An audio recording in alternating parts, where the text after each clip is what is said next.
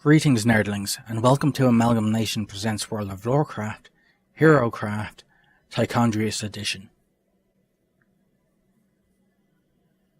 Prior to the Third War, Tichondrius was chosen by Kil'jaeden to personally police the newest agent of the Legion, Ner'zhul, the malefic Lich King. Tichondrius was none too pleased with the appointment, but accepted it in the end. As befitting his status as the greatest of the Natrazim, Tichondrius was placed in charge of a number of scourge operations. Following the corruption of Prince Artus Menethil, Tichondrius introduced himself to the Death Knight, providing him with orders from Ner'zhul, especially concerning the resurrection of Kel'Thuzad. Because he didn't entirely trust Artus, Tichondrius pretended to be another one of the Lich King's followers. However, the ghost of Kel'Thuzad informed Artus that Tichondrius and the other Dreadlords were actually the Lich King's jailers. Tichondrius regularly discussed the Scourge's progress with his colleagues, Anetheron and Mephistroth, who remained on a Legion planet in the Nether. The Darkner expressed concern that Ner'zhul had alternative plans for his new champion, but Mephistroth pointed out that he wouldn't dare undermine their efforts now. The Dreadlord continued his work, eventually overseeing the death of Uther the Lightbringer, the invasion and destruction of Quel'Thalas, and the siege of Dalaran. Once Archimonde was summoned, he decreed that the Lich King was no longer needed and gave Tichondrius control of the Scourge. The humans, having lost their most powerful leaders and heroes, quickly fell before the might of the Legion, now joined by Mannoroth. Mannoroth was still sore over the Orcs' failure to conquer Azeroth years before, and was angrier still when Tichondrius smugly observed that the Scourge had done the job the Orcs couldn't.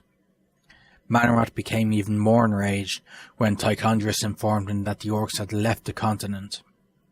The Pit Lord was eager to take his frustrations out on the Orcs, so at the first opportunity he and Tichondrius picked up the trail and followed the Orcs to the ancient land of Kalimdor.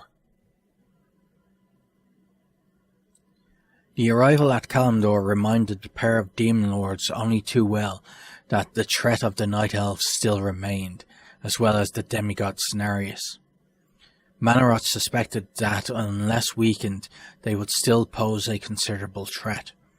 Tichondrius, however, came up with a solution. He knew that the Orcs had earned the wrath of Cenarius, and he believed that corrupting the Orcs once again would give them the power to defeat Cenarius, leaving him defeated when the Legion began their invasion of Kalimdor in full.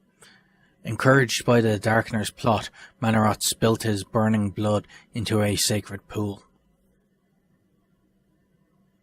In spite of Mannoroth's death at the hands of Grom Hellscream, Tichondrius proceeded with the invasion.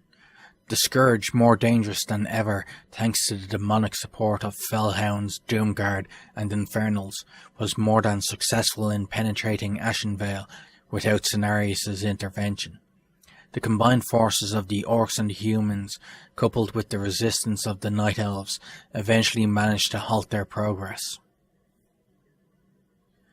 As the invasion of Kalimdor progressed, Tichondrius began corrupting the forests of Felwood, using a powerful warlock artifact, the Skull of Gul'dan.